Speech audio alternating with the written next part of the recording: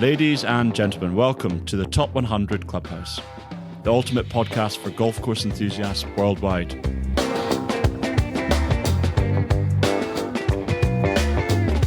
I'm your host, James Henderson, and we're about to embark on a journey through lush fairways and breathtaking landscapes, as well as delving deep into the minds of fascinating individuals from every corner of the golfing universe. Get ready to explore the world's top golf courses through the eyes of those who know them best. I recently met with Joshua Pettit, a fascinating guy, an architect with a focus on the work of Dr. MacKenzie. He's the founder and curator of the MacKenzie Institute, as well as the editor of the MacKenzie Reader. We go into what made him fall in love with Alister MacKenzie, and also who was Dr. MacKenzie. Thank you and enjoy. Hello, Josh. How are you? I'm doing fantastic. Thanks for having me, James. Are you enjoying your trip around Scotland? Couldn't be better. I've really lucked out with playing some of the best golf and having some of the best hosts, such as yourself, and have gotten the absolute best weather. I've not gotten rained on, not a single drop, when I've been playing golf for the last 8 days.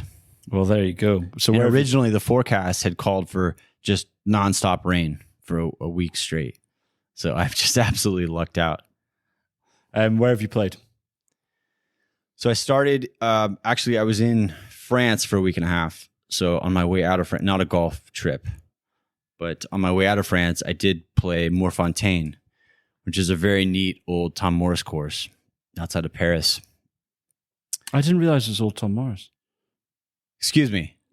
Tom Simpson. Tom Simpson. Yeah. I'm thinking we're in East Lothian, so I'm thinking about Tom Morris connections. Tom Simpson. Yeah. 1924. And he did some fantastic work here in the UK, but a lot of stuff in continental Europe too. So I played that, and they have 27 holes there. I played the 18 championship, and then they have a 9-hole course called I'm going to butcher this, but it's like the Valerie 9. It's like the Valley, and translates from French, which has some of the coolest greens I've ever seen. And I walked that after I'd played the 18. I wish I'd played that actually. So then I hopped on a plane, flew to Edinburgh, and then right away drove to St. Andrews and played St. Andrews new, tried for a bit, but kind of failed to get on the old, and then said, right, I'm heading northward up to the Highlands. So went up to the Highlands for a couple of days, played Dornoch and then Brora, and then spent a day hunting for the MacKenzie family graveyard way up in the Northwest Highlands, which was a pretty neat experience. Found that. And then came down, visited a course called Blair Gallery, which has 9 holes of MacKenzie left.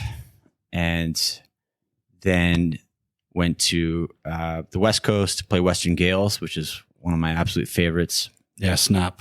Special place. Right. And then came over here to play Muirfield yesterday, and then met yourself this morning on the first tee at North Berwick. Played North Berwick, and then had a great lunch and followed it up with 18 holes on Golan number 1 with hickory clubs. How tough was it? How tough was Golan? With the hickories.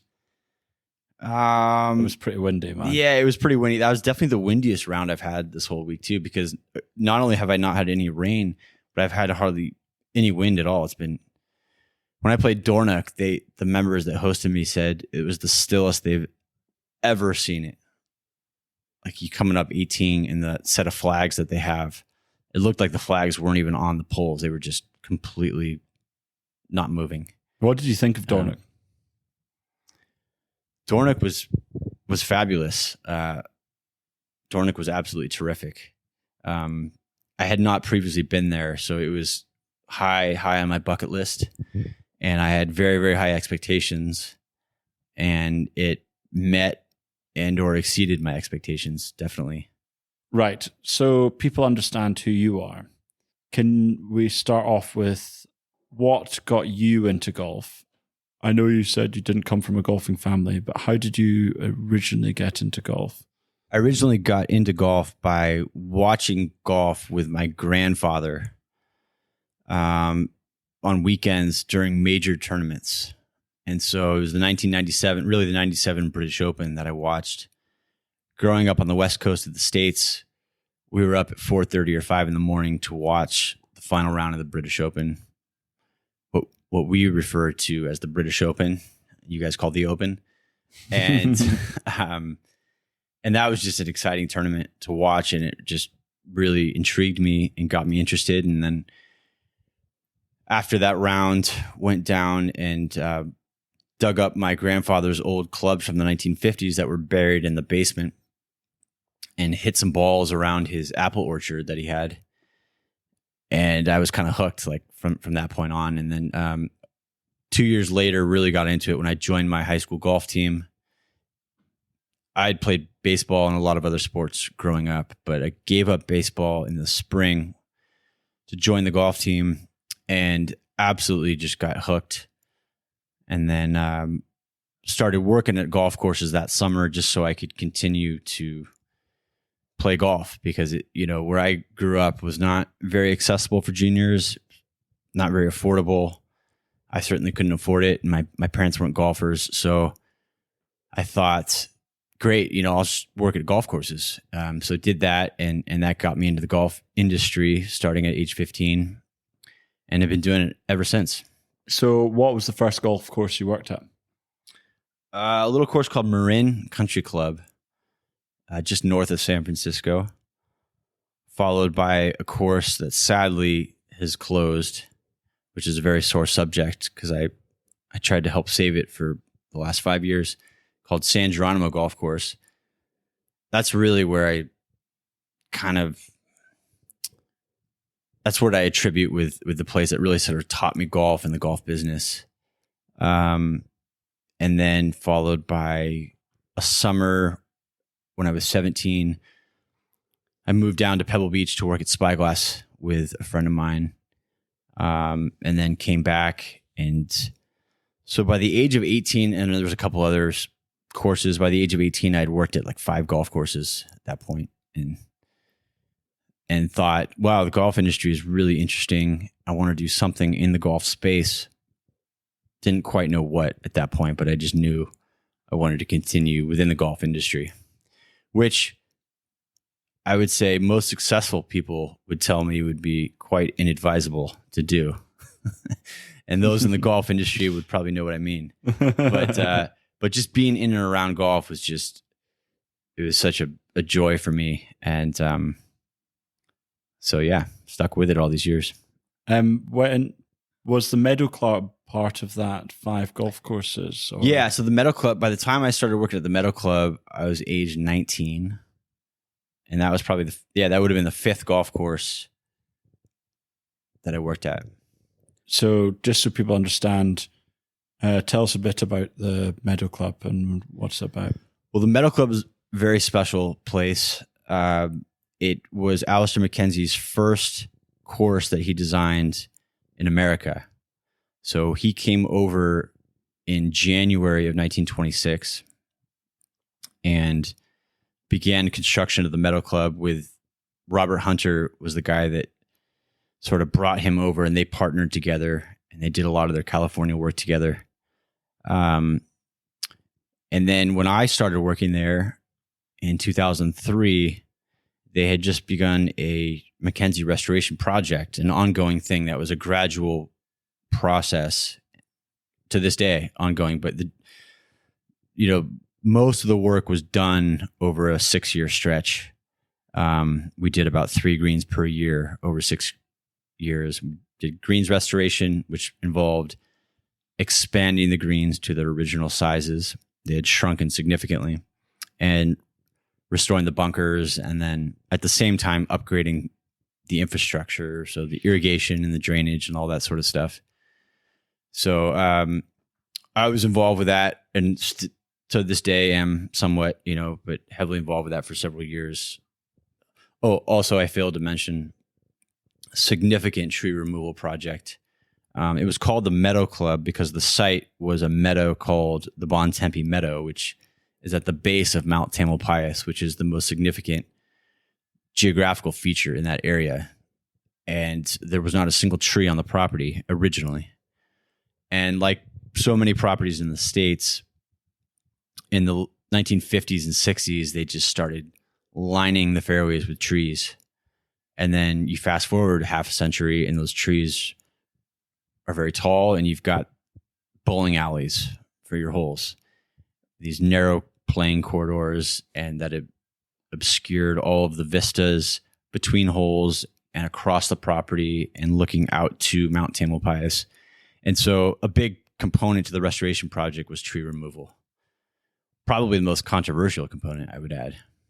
Walking around with you today, it sounds like you wish you could have 13 clubs and a chainsaw in your golf bag. So that's a good way to put it. Yeah, I mean, out here you don't need it. No, because the courses haven't been. We don't have trees. Yeah, exactly, for the most part. But in the States, yeah, generally, most of the courses I've been affiliated with, or working with, I could do well with even, say, 10 clubs and a chainsaw.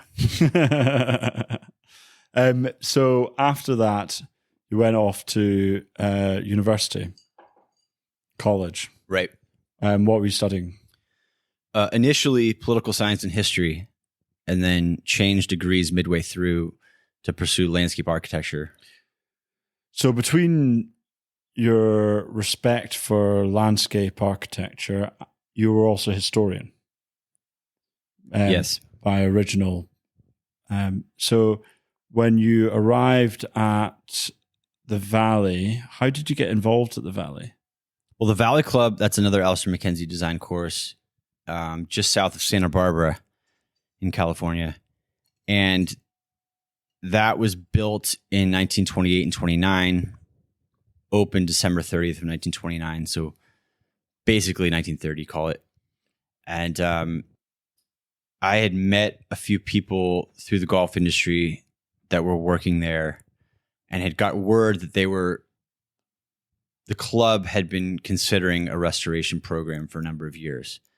And I thought, so backing up, I had to take a year off of school basically to change majors because I didn't plan it out well. And so in order to switch schools and switch degrees, it made the most sense for me to take a year off of school. And during that year, I managed to get a job at the Valley Club working on the grounds crew and began their historical program, researching the history of the course and MacKenzie and Hunter's involvement building that course, and put together a program that could be used for a restoration plan, which it eventually was, and formalized sort of a restoration master plan that the membership voted on and approved. And then we renovated the greens in 2007.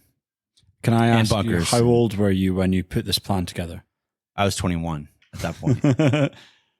And how did you actually get involved with them? Did you might not want to go into... No, yeah, no, it's a fair question. It's a great story. So I'd heard this rumor. I had previously visited them the year before, and I had met and become friends with a guy who was their agronomic intern. Now a lot of courses, they refer to him as like an assistant in training. But if you're trying to become a superintendent, you do an internship program at a high-end club. And this lad, who is sadly since passed away, was one of my close friends, passed away this year.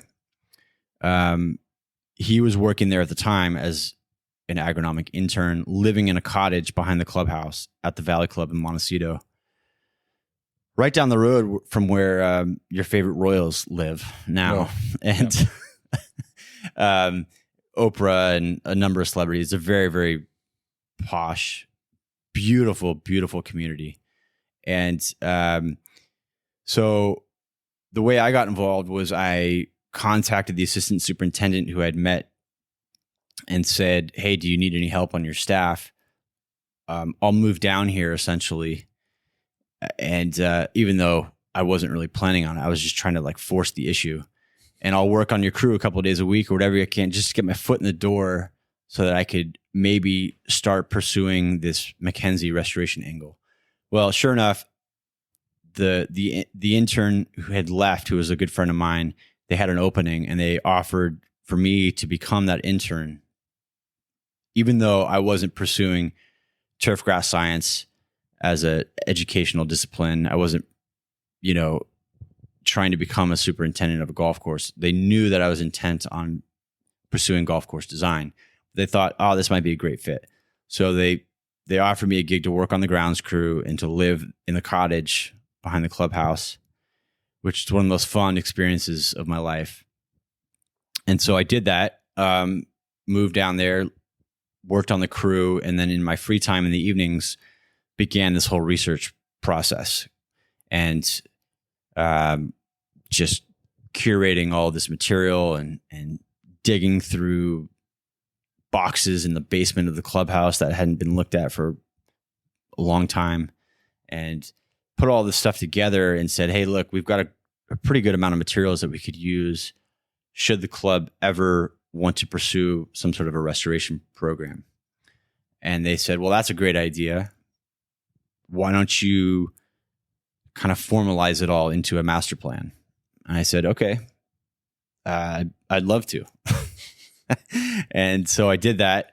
And Tom, of course, at this time, Tom Doak had been the club's consulting architect. And this was a pretty busy period still in golf development because this was 2005, pre-recession. And so Tom was quite busy building a lot of projects. And so I sort of took the lead initially by doing this restoration master plan, which was used for the club to sort of guide the project. And then Tom came in when we actually did the construction, and his, at the time, associate, Jim Urbina. And we all sort of worked in concert to do this plan. And you were still an intern? Or did you at that point, I don't know. I don't really think much of titles. They're thrown around like whatever. But at that time, technically, no. I had left during the following year to start my first year in my landscape architecture program on the East Coast in Amherst, Massachusetts, of all places. And then the following summer is when we had scheduled to break ground for the project. So I came back for that. So we broke ground in June, right when I had come back from school. And we had another intern at that time now, a guy who's actually one of my really close friends, a Kiwi from New Zealand, who's now a very, very great superintendent down in Mexico. So he was technically the intern and I was basically the project manager. So it's mental to think that at 21, you managed to, without the research Google that provides you nowadays, it was a lot more basic back then, right? You were able to put together a full proposal, win over the membership through just by going through the archives. And you'd been part of a MacKenzie course before. To be able to, I just shocked about how you can do that at that age with so little knowledge and basis to win over all these obviously top professionals. I suppose it was one of those instances of like youth and naivete and thinking you're kind of invincible and can do anything because you don't know any better. So maybe that was part of it. But it built an amazing career for you. You've gone on to do your MacKenzie Reader, and you've done a few other restorations. What were your other restorations you've done? Well, I've worked, so backing up to Meadow Club, when I started working at Meadow Club, our architect there for that project is Mike DeVries, who's a great friend, become a mentor to me. And he sort of showed me that there's a path to becoming a golf course architect professionally, outside of being a former, say, famous tour player with a very marketable name, let's say.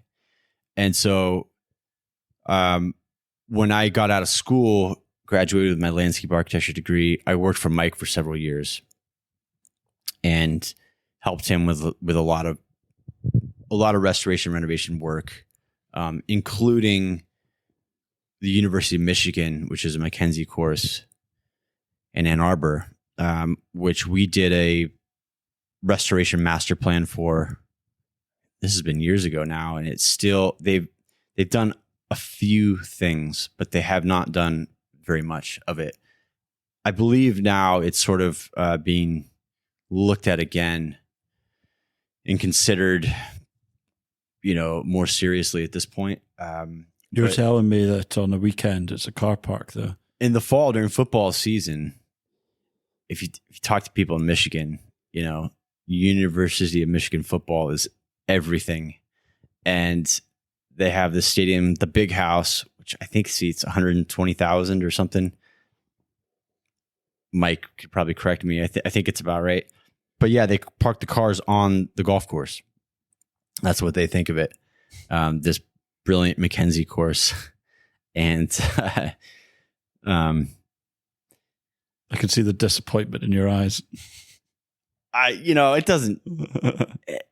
doesn't disappoint me that much, to be honest. It's just I understand it's purely a practical thing, and there's probably considerate ways you could do it. That's just fine. I would be really happy though if they actually took the plan that Mike and I put together and really took it more seriously and implemented it and expanded those greens back to their perimeters and lost a lot of the trees that have accumulated and, fixed a lot of the mowing lines and then rebuilt the bunkers. That would just be the cherry on the top. Do you find when you're doing restoration work on MacKenzie stuff, the main thing is green size enlargement, bunker rebuilds, and tree loss? Are those the three things that? That's pretty much it. Those are the main things. I mean, every property is a bit different, but generally speaking, those are the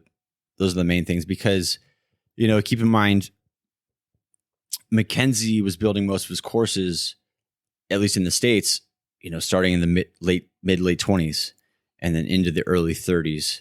And so once the Depression hit in the early 30s, there was really an effort amongst greenkeepers to economize the maintenance operation. And this often meant, okay, well, we're going to shrink this green to half the size and basically make it a circle.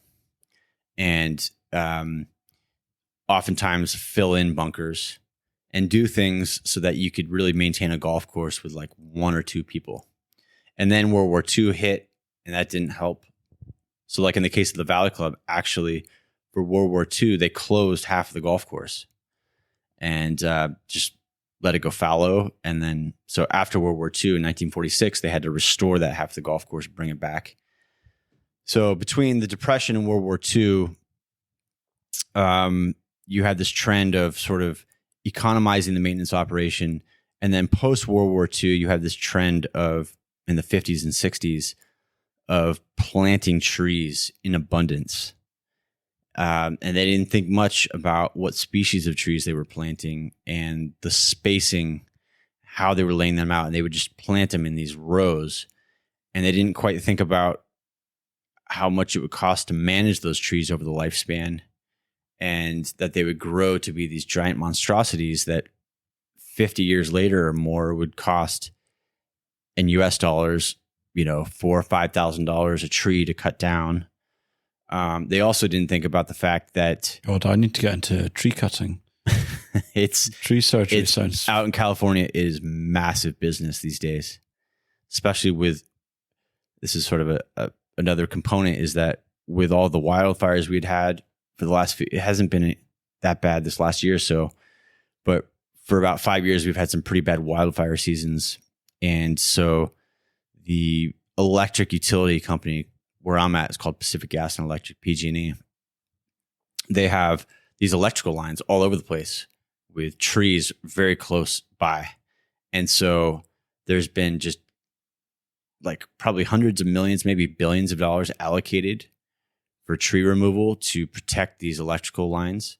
And so all the tree companies get those contracts. And so if you're a private entity trying to hire a tree contractor, you're competing against essentially subsidized contracts. And so it's just driven the cost up significantly of tree work. And the other thing they weren't thinking about too is from an agronomic component.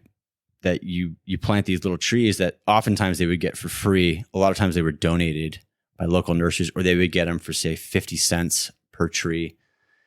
But once they grow, they're competing with the turf grass for resources, for water, for nutrients, for sunlight, for air.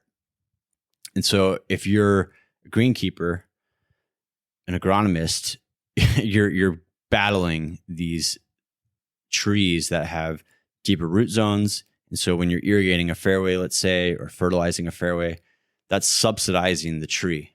And these trees would grow faster than normal because they're subsidized by, these nutrients and irrigation, water, and then they block the sunlight and the air movement and make it really difficult to grow turf. And I don't think anybody in the 1950s and 60s on these golf courses were thinking in those terms at all. And so, I think that's setting aside the strategic implications of taking these interesting holes and just narrowing them down to a very narrow playing corridor, like a bowling alley, setting all that aside just purely from a economic and an ecological responsibility standpoint. If you're trying to grow turf grass, you got to choose one or the other. You can't be growing turf grass with trees right next to it because you're just wasting money and resources. And so I get it. You hate trees. I actually love trees. That's the dichotomy here is like I absolutely love trees off of golf courses, and I'm very, very fond. I consider myself a bit of a naturalist in the, say, like the John Muir mold. He was born not far away from where we're recording. That's right. Brilliant guy. Yeah. But, like the Sequoia sempervirens, the redwoods, which right near me actually is a place called Muir Woods named after him. Oh, wow. It's a beautiful redwood forest, old growth redwood. Or my other favorite tree is the California coastal live oaks, the Quercus agrifolias, or the Monterey cypress. Those are, I absolutely adore these trees. You obviously do adore trees. You even know the Latin names for them. Should we move on to getting an understanding of who MacKenzie was as a man? Sure. Because you've written a book, MacKenzie Reader. Well, I didn't write it. Oh, really. No, sorry. I edited it. You edited it. I wrote a couple bits about it. There's like a... But it's essentially a collection of all the things that you've researched and found about MacKenzie, right? Right. Some of the stuff. Yeah. It's a compendium of his lost writings. So he was a pretty prolific writer. Published a book in 1920, a little book called Golf Architecture. And then in the early 30s was writing another book called The Spirit of St. Andrews that was not published. The manuscript was finished, edited, revised. There's 3 versions of it that I've seen. And it was ready for publication and did not get published. When he died in 1934, it had not been published. And then in 1992, the step-grandson of Alister MacKenzie, he and his wife, Joan, who's a close friend of mine now, they found the manuscript and published it posthumously in 1995. But aside from that, he wrote a lot of articles for all these different golf publications in Australia, a lot in the States, a lot here in the UK. He was just a prolific writer. And so I've collected all of these articles that I've been sourcing for, at that point, it had been like 15 years when I was putting this book together, compiled them all together. And then with a lot of those articles were a lot of these great photographs. And then I sort of added in additional photographs and a lot of routing plans of different courses he designed. And so it's this pretty, there's a lot of rich historical material all compiled together. And then in the back of the book is another small section where I invited mostly contemporary authors to write short little essays from their perspective. These are other folks that I would classify as MacKenzie files. And so I wrote a bit for that and folks like Mike Clayton in Australia wrote a bit about his time in Australia, and Mike DeVries wrote a bit, and Bo Links wrote a bit about Shark Park, and Jeff Shackelford wrote a bit about MacKenzie's time in Southern California, and my friend Pedro Casio wrote a bit about his time in South America. Pedro lives in Buenos Aires, and I invited all these folks to just write a little short essay from their perspective about MacKenzie and his time. And it sort of broke down by geographic regions, which was actually it worked out well. So that's the second part of the book in the back. It's all compiled together into the MacKenzie Reader. And I was fortunate to have Ben Crenshaw write the foreword. And I think it turned out well. It's a fun project. And I'm right in saying that you've got a third edition coming out. Yeah, so in author publisher lingo, this is all stuff that I've learned. I don't know. It's referred to as a printing, not an edition. So this is still no. I'm just sorry. It's just fun. Don't mean to offend. It's still considered the first edition, third printing. Okay, meaning that it hasn't changed. I haven't revised it at all. Yeah, okay. Typically, an edition implies that you're making some revisions or additions, that sort of thing. So, I do have plans for a second edition down the road that will be, expanded a bit and add some other things. But this will be the third printing of the first edition, just because, I had no idea what the demand would be like, and it was quite an expensive production. So I started small, and I've just sort of gradually scaled up the production in accordance with the demand. While doing your research for the book, what's the really interesting things that you've found out about MacKenzie? Well, I guess I wasn't doing the research. I didn't set out doing the research specifically to do this book. It was more that I had been doing this research for years and years.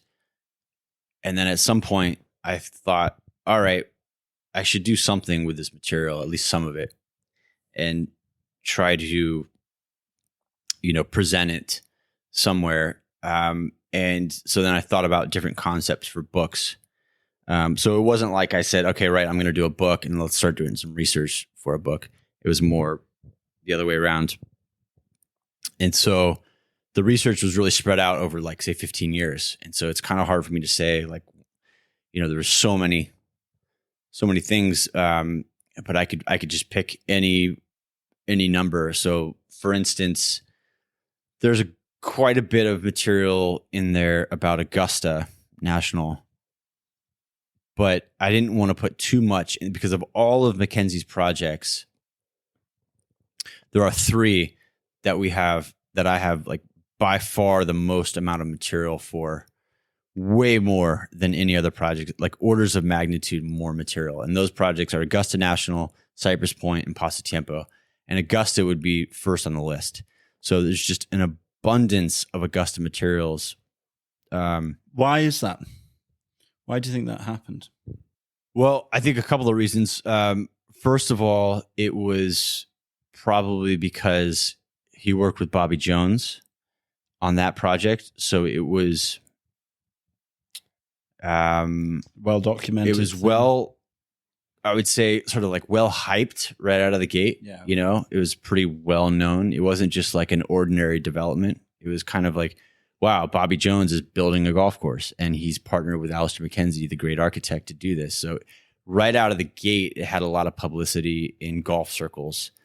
The other component there, I would say, is that the land plan, we talked about this earlier, the land planning group was the Olmsted Brothers firm, which were the 2 sons of Frederick Law Olmsted. They run their landscape architecture firm at the time out of Brookline, Massachusetts, and they were extremely organized and diligent with all of their records.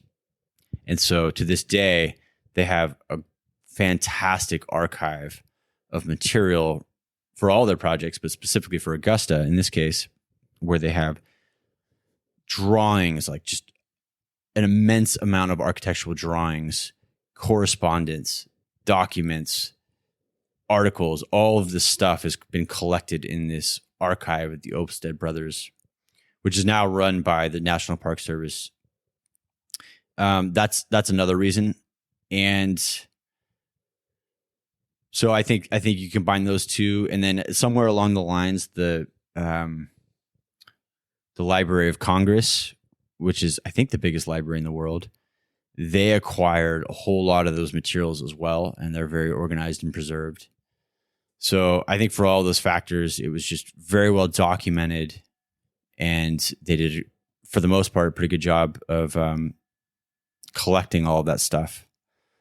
So anyway, going back to the book, I had to be careful not to put too much stuff about Augusta in the book because, it had to be more broad about all of MacKenzie's projects and his whole career. But there's a fair amount in there, and there will be eventually a follow-up book. Hint. But so that was one of the really, I guess, throughout this whole process, to answer your previous question, was going super in depth on the history of the Augusta project, from its impetus to, the early parts of it, how it got built, everything from like the investors and the founding members and all of this sort of information, and just pouring through all that material. I would say that was one of the most interesting things for me, because previous to that, I hadn't spent a ton of time focused on Augusta. I thought it had been pretty well covered, but in hindsight, I don't think it really has. I mean, there's been loads of books about Augusta, but none really that go into depth about the golf course itself. And then the other thing too there that was, I would say, really interesting to find through this whole process was MacKenzie's plan that he drew for a par 3 course at Augusta, an 18-hole par 3 course with 9 double greens, inspired by St. Andrews, that did not get built. But to find that plan, that was quite exciting, and that was one of the most exciting moments, I'd say, throughout this whole process. And that's in the book as well. And there's an article in the back of the book that I wrote specifically about that plan. I haven't read that. I don't know if that answered that. Did answer. Imagine, come on, coming across the double green 18-hole par 3 must have been pretty damn exciting. It was incredibly exciting. Yeah, I mean, for us, architecture, history nerds, it was like, I liken it to sort of like an Indiana Jones experience. Finding, yeah. But and then seeing it first, initially when I first found it, it was a black and white reproduction of it. But then finding the actual original color plan and seeing it in person, when I went to actually see it in person, it's housed in this archive, and they let me, spend some time with it, put some gloves on, and handled it, and that was pretty special. So, as a man who's obviously fallen in love with Alister MacKenzie before they understood who Alister MacKenzie was, because you fell in love with his golf course concepts more than who he was. Who was the man that was Alister MacKenzie? What was he like as a person? He was an eccentric, I would say. He was a Renaissance man. He was, I would say, brilliant. And of course, I'm kind of biased, but I really think he was. And he was one of these unique characters that was sort of both right brain and left brain. So he, had the sort of scientific, mathematical components. And then he was also very, very artistic and creative. And most people have kind of like one or the other, one more than the other. And I think he had a fair bit of both and managed to intertwine those all throughout his life and his career. But he grew up the son of a doctor, and he became a doctor. He was a physician, and then went to South Africa for the Boer War and was a surgeon there. And that's when he started observing the Boers, who really fought like a guerrilla warfare. And the British weren't really prepared for that, hadn't really seen it. And he quite admired actually their camouflage techniques. And that's when he started thinking about camouflage, like manipulating the landscape, doing all these things to hide, troops. And he goes very into depth. He wrote actually a wealth of material all about camouflage. And some of that is in the MacKenzie Reader. So the MacKenzie Reader isn't just golf stuff. I mean, it's predominantly golf, but there's other stuff like military stuff. There's some economics in there. There's some medical stuff in there talking about his time as being a doctor, and that sort of tied into golf because you would sort of prescribe golf as a prescription to people. Say, hey, get out, get some exercise, some fresh air, mental stimulation by trying to navigate around a golf course. But what happened was he essentially, after the Boer War, he came back to England and was practicing as a physician still. And he just couldn't get out of his head these ideas of how he could apply these camouflage techniques, manipulating the landscape to building golf courses. And so he started in 1906, was a founding member of Alwoodley, just outside of Leeds, and said, right, well, I can design this course. And the membership thought, well, you've got some really interesting ideas. Why don't we consult with a guy named Harry Colt also? And so Harry Colt came in and kind of, I think, broadly gave his stamp of approval to MacKenzie's ideas. And that was his first go at building a golf course. And then right after that, in 1907, Moortown, which is basically right next door to Alwoodley. Yeah, it's across the road almost. Yeah. That was a club that had been organized, and they thought, wow, Alwoodley is very good. We'd like you, Dr. MacKenzie, to design our course. The only problem is they didn't have any money to build it. So the solution he came up with was, right, I might get this wrong, but I think they had like 25 pounds or something in 1907. And he said, right, okay, for 25 pounds, I'll build you one hole. And then you could use that hole as sort of a marketing ploy to be able to acquire other investors and founding members to raise the capital to build the whole golf course. So he did that. The hole he built was the famous par 3, the Gibraltar. And they absolutely loved it.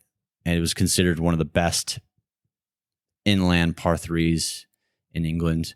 And then shortly after that, they raised all the capital to build the rest of the course. So that at that point, so his one hole is now a template hole. I'm sorry? Gibraltar's a template hole, right? I don't know if you would consider Gibraltar a template.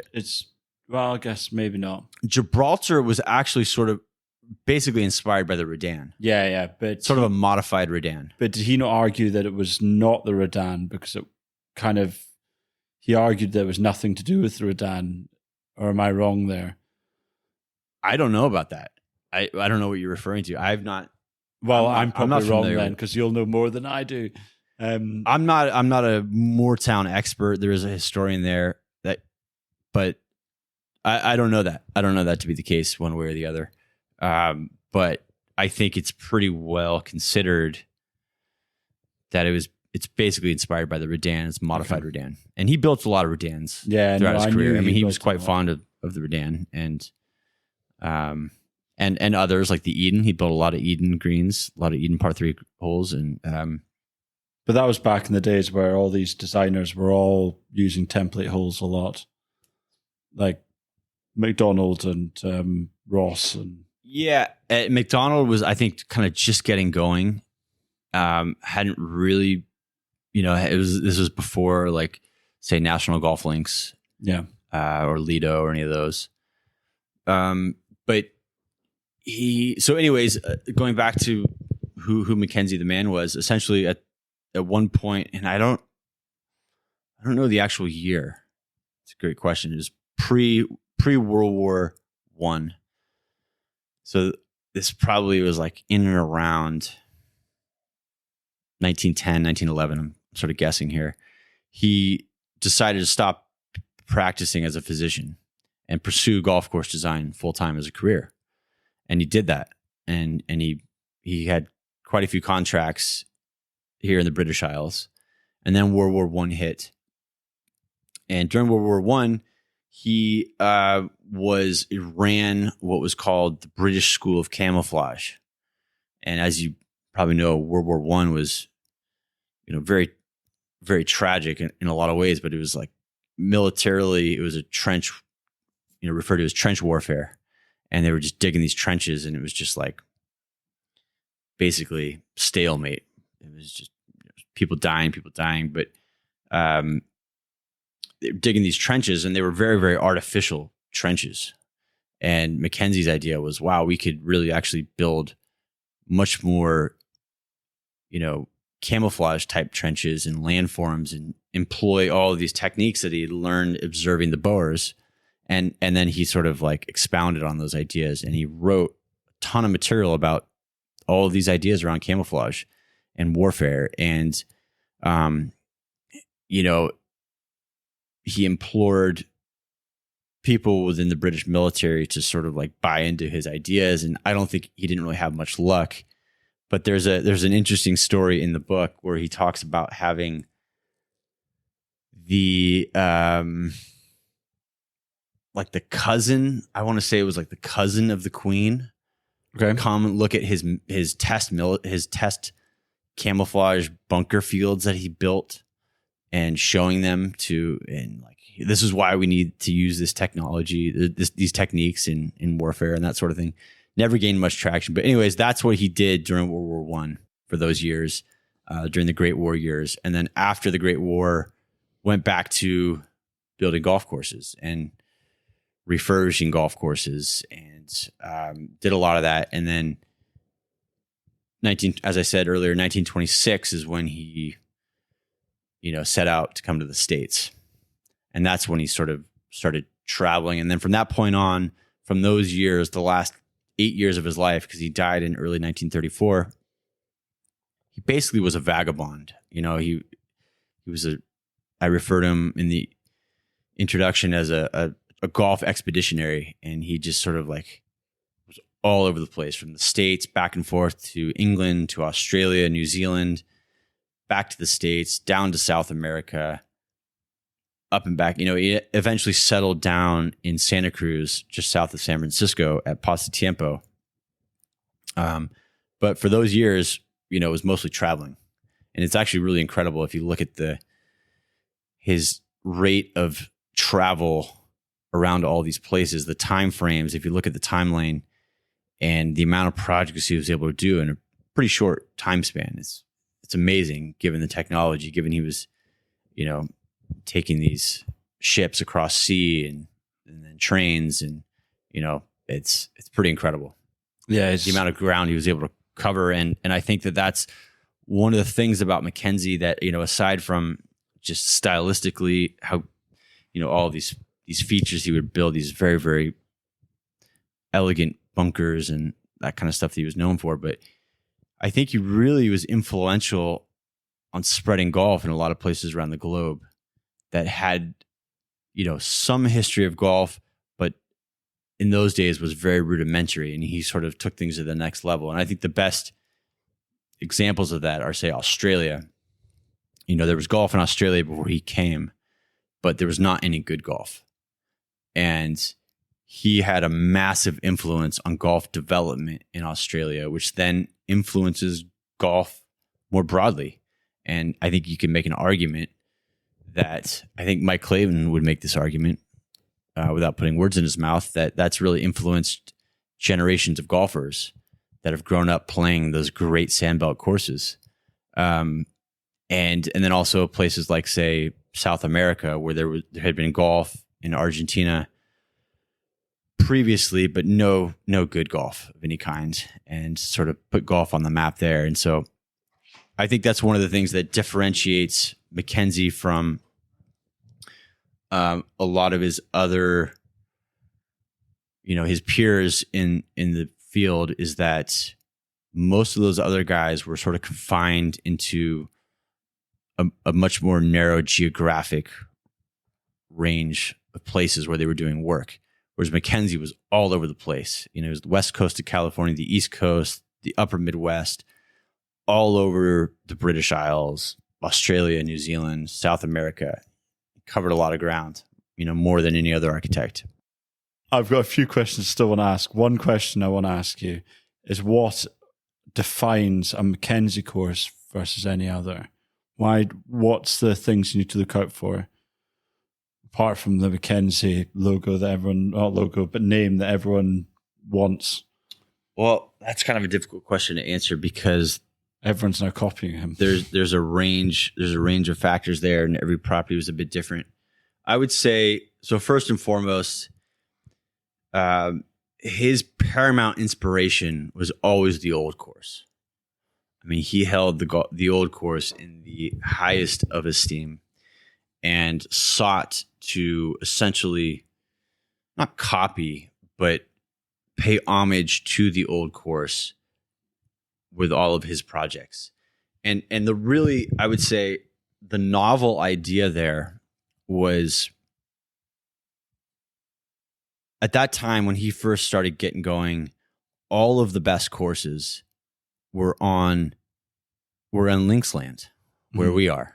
They were in sand dunes, in sandy dunescapes on the coast of the British Isles. That's where all the best courses, turn of the century in 1900, all the best courses, you could plot them all on a map. They're all in sandy terrain along the coasts.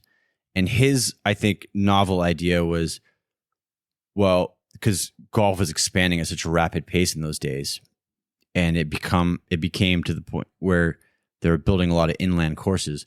Why can we not replicate a lot of those features on inland, heavier soil sites, which are harder to work with? But if you can get creative, you can do it. And so that's why. So you combine that idea with we're building really good golf inland, and then with the camouflage techniques that he picked up from the Boers. That's, I think, that the combination of those two ideas ended up where he was taking a lot of these properties he worked on, especially early on in his career, were not very interesting pieces of land, relatively flat, not a lot of interesting geography going on. But he would try to manipulate the landscape with, in those days, horses and scrapers, and create these landforms that sort of replicated Linksland. That's what he sought out to do. And so starting at Audley and then Moortown, and then peaking with Augusta. And that was always the way that he and Bobby Jones always referred to Augusta was, this is going to be the world's best inland golf course. Because obviously he did Cypress Point, and everyone considers Cypress as being probably the great golf course of the world right now. In Royal Melbourne. Cypress is currently number one in our list. Oh, is it? Yeah. And since when? This year? Or? No, last few years. Oh, okay. Yeah, it's been considered number one on our list for a while. It's quite good.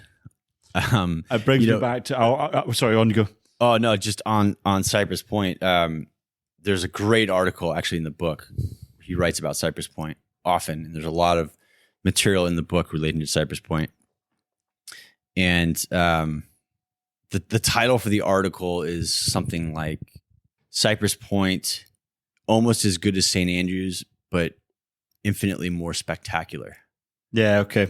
So he was saying essentially, I'm trying to build a St. Andrews on the coast of California, and it's probably as good a golf course, but visually much more spectacular. Yeah. That was the gist of it. Yeah, fair. That makes a lot of sense. I always ask this question towards the end of an interview, and it's your 5, I've had people say 13, 5 favorite golf courses. It doesn't have to be the 5 best, it's just 5 favorite. 5 favorites of MacKenzie, or just all courses? All. I'd be interested to know how many MacKenzie are in there. Yeah. All right. I could answer this pretty. Do these have to be in order of 1 to 5 or just? Nope. Okay. Someone said 13, so different courses. Oh, So okay. So I could just, all right. Well, but five that's is the not really guide fair. number. Five's the guide number. All right. Well, I would say the old course, certainly. Are these courses that I've had to be at and experience? Yeah, you've experienced them. Okay. So then Augusta doesn't count because I have not been to Augusta. So of courses that I've experienced, old course for sure. Cypress Point, North Barrack, where we played this morning, is in the list. Then I get down to probably Pine Valley and Royal County Down, Ballybunion. That's 6 right there. Well, there you go. Those would be mine. And have you got a favorite hole? One hole that you just stood at and went, I want to hit a golf ball at this for the rest of the afternoon. For me, it would be standing on 15 at Cypress Point and either hitting balls or not hitting balls, because the shot itself isn't that spectacular. It's more the visual component. You are just absolutely immersed in the most incredible landscape you've probably ever seen. So standing on the 15th tee at Cypress Point would probably be that. I mean, I could sit there for hours and it's just absolutely incredible. If you're talking about actually more strategically, like hitting golf shots, well, there's a lot, because there's a lot of like great greens. I could spend hours and hours on the Himalayas green, for instance. Yeah. St. Andrews, which was Mackenzie's favorite green. But for a golf hole, one that really sticks out to me as like strategically of great interest. Sorry, going back to the green stuff, talking about Mackenzie's green complexes. Obviously, greens are sped up a lot. Do you think that as a restorer of greens for Mackenzie, there's any point where you have to dumb down what the original green would have to be because of the green speeding up? Oh, well, you're really going to get me some hot water with this question. Okay, right. We can come back. No, it's fair. I'll answer it. I can be diplomatic. No, well, all right. This gets to be quite a nuanced conversation, which I'm happy to have. My answer is, generally speaking, no. I don't think. I think that really the solution, and believe me, there are several clubs that are at this sort of crossroads trying to figure out what to do in this regard. But I think generally the solution is in the agronomics, in the way that the greens are managed. And so what I mean by that, for example, in California, where MacKenzie did a lot of these great courses in the latter stages of his career, the greens now, for the most part, have all become Poa annua, which is essentially a weed. It's an annual meadow grass. And Poa annua is not a good turf grass. That's what the links courses try and get rid of it. Yeah, exactly. So, and what happens is when you have Poa annua, you have to do a lot to it to keep it good and smooth and consistent. And so what a lot of these clubs do is they spend a fortune, and they expend a lot of resources and put a lot of inputs into watering, mowing, verticutting, top dressing, aerifying, all of these things to these greens to keep them good. And in the summer, in the growing season, you could mow a Poa green in the morning, and it could be pretty good. And then by the afternoon, it's really bumpy. And when if you were to say roll a putt on a green and videotape it, and then you look at it in slow motion, you'll see the ball just wiggling back and forth the whole way down to the hole. And that's just the nature of Poa annua as a turf grass. It's a broad bladed grass. It doesn't grow consistently. So it grows like the heights of the turf grass grow inconsistently. And so it makes for a very inconsistent playing surface that requires a lot of work to keep it good. This becomes an economic implication for a lot of clubs, but then there's also many clubs that can afford it. And so it's less economical, and it's more of a playability issue. And so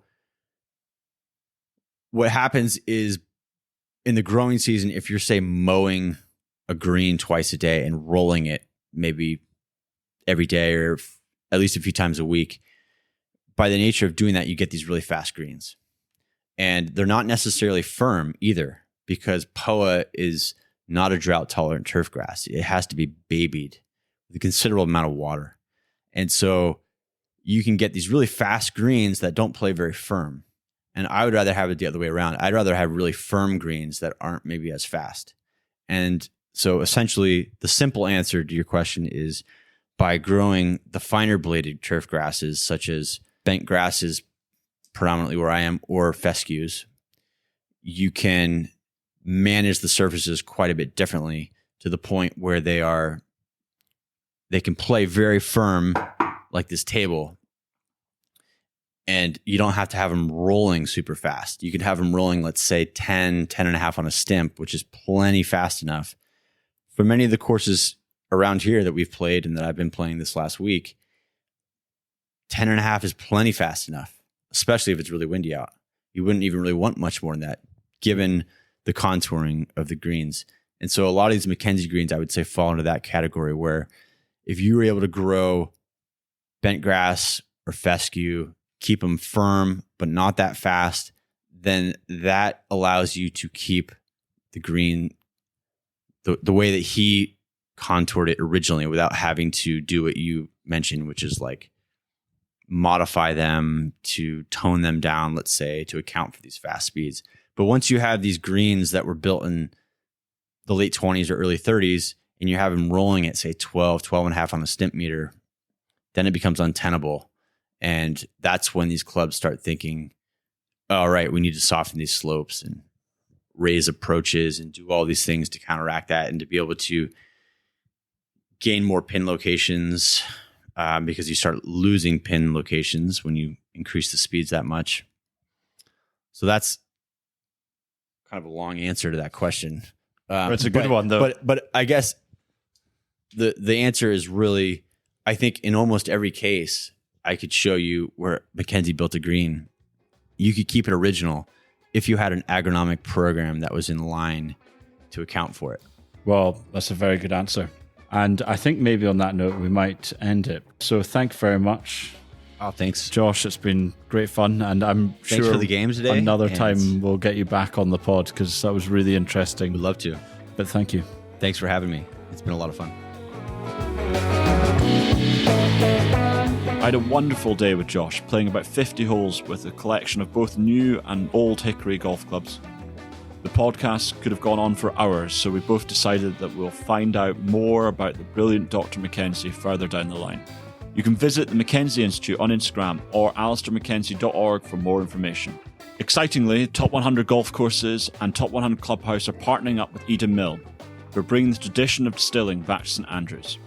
Next week, we'll be recording live from the Walker Cup, which is being staged at the Old Course. We'll be sitting down with a panel of experts to give you an inside scoop of the historic tournament. So head over to our Top 100 Facebook group to submit questions and stand a chance to win exclusive merchandise. If you have any further queries, you can contact us on Instagram or by emailing me at james@top100golfcourses.com. And remember, play fast, lunch slow.